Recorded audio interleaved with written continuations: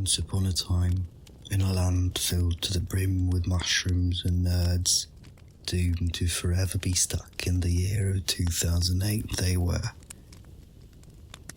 Until one day, a man stumbled across the vast earth we know as our world, the Maple World. But he wasn't just any man, he was a fabulous exemplar at that.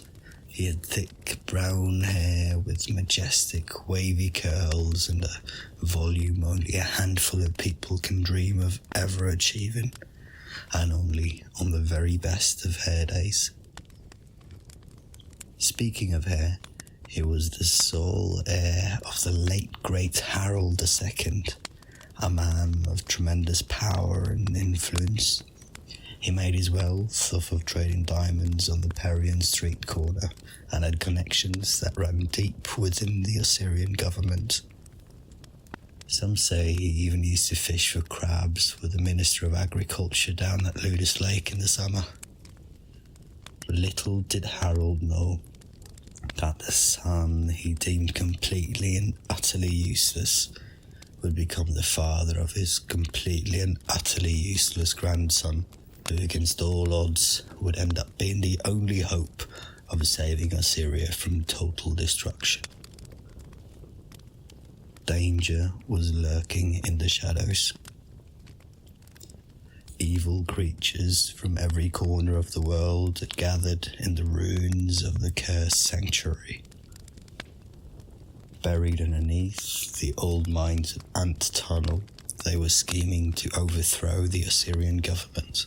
"Hear, hear, our time has finally come," Balrog proudly proclaimed in front of the howling masses of werewolves, screeching zombies and evil eyes, and other gruesome figures who can hardly be described as anything but things.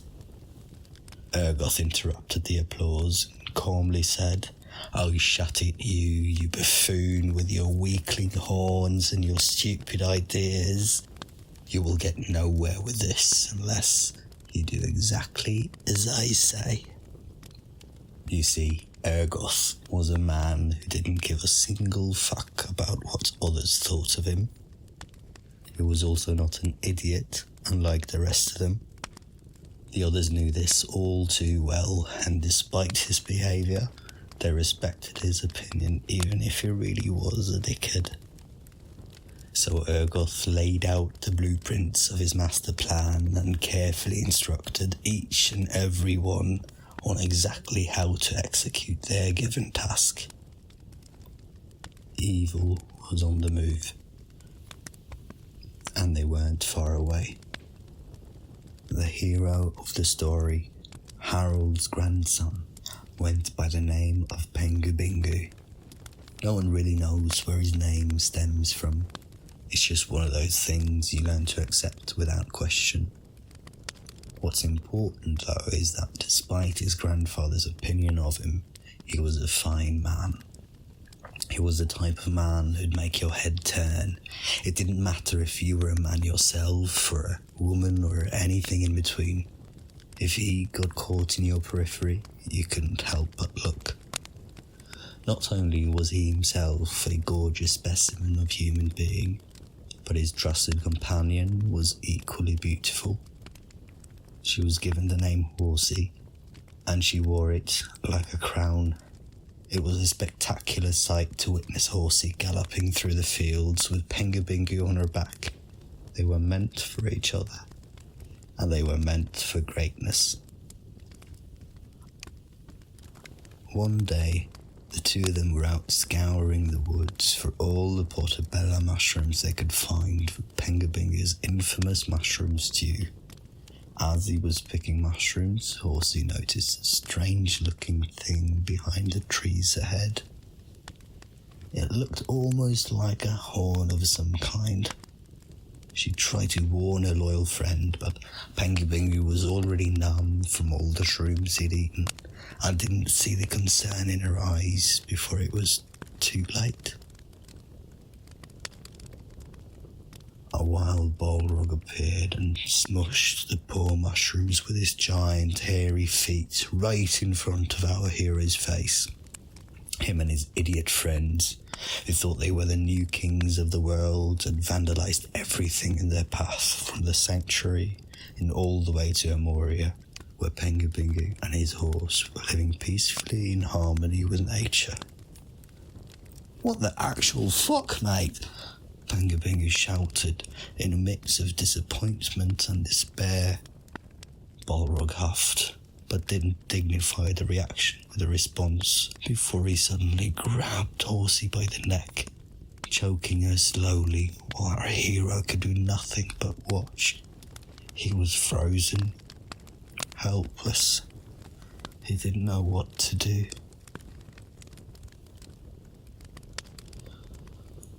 The mouth breather of a Balrog wasn't overly impressed by the lack of fight they put up, and decided they weren't worthy of his presence any longer. Snap went Horsey's neck.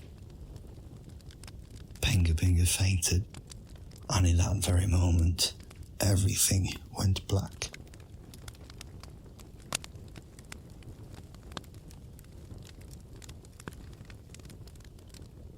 The darkness loosened its grip eventually and made room for the light to return. And as our hero gradually regained his consciousness, he found himself lying on the ground next to Horsey, covered in mud and blood. He held her in his arms, and he tightened his grip as he relived the horrific moments in his head, and he cried. Oh, how he cried. His soulmate was gone, and she wasn't coming back. Not ever. Then it got quiet. Really, really quiet. And the silence just grew stronger and stronger, to the point where it was so profoundly intense, you felt like he couldn't hear a thing. He couldn't think, and he couldn't breathe. And everything went black. Again. Our hero had fainted once again, completely oblivious to what he had just done. In his anguish, he managed to summon the goddess of light herself, who obliterated the foes with beams of light from the heavens, and in just a blink of an eye, they ceased to exist. The threat to the kingdom had been eliminated just like that, by the sheer will and love for his friend. Pengubingu had saved us all. The goddess spared him of his sins and took away his memory of all the killings his excruciating pain had led to. But his loving and trusted companion was still gone.